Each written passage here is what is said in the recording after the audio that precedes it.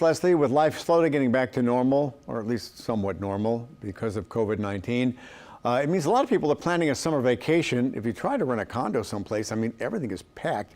If you're planning on taking your pet with you, there are some things you need to keep in mind. Joining us now with some travel tips is Anna Zorrilla, the CEO of the Louisiana SPCA. And first of all, a lot of people are getting ready to travel. You know, apparently people have just been so tired of being, cooped in their houses that they're ready to roll and they want to take their pets with them. Yeah, and that's such a fun thing to do, but it does require some planning. And so first of all, we want to mention that you want to make sure the destination you're going to is pet friendly. There are some beaches, there are some hiking trails that welcome dogs that are on leashes and well behaved, but there are some that have some pretty stringent restrictions. So you want to do your homework, make sure that your location that you're vacationing in will allow dogs, and then make sure that you have an accommodation, right? You've already rented your condo, your hotel, your cabin.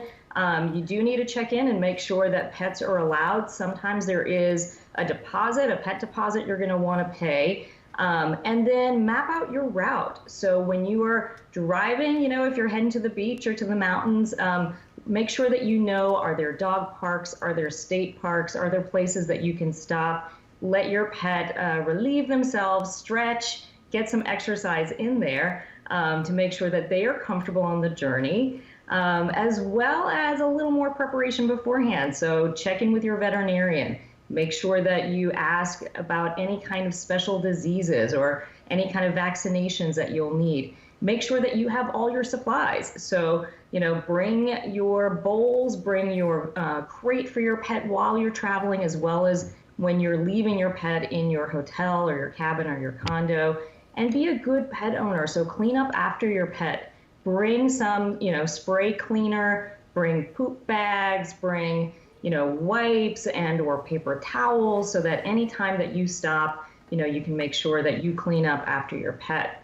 The last thing I'll mention is that identification is so important during hurricane season, but also when you are traveling. So you can go online, you can go to a PetSmart or a Petco and get an engraved ID tag, put your cell phone number on it. So if by some chance your dog or your cat darts out the door, and somebody can, pick them up, they can get them back to you. But secondarily, make sure your microchip is registered and your number is current.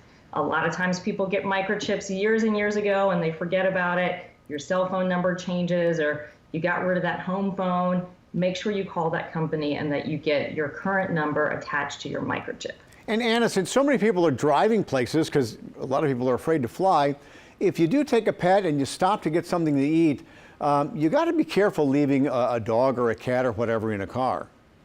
Yeah, so our recommendation is don't leave them in the car for more than a couple of minutes max. So go through the drive-through, have a little picnic at your car side. Do not leave your pet in the car, even with the windows cracked.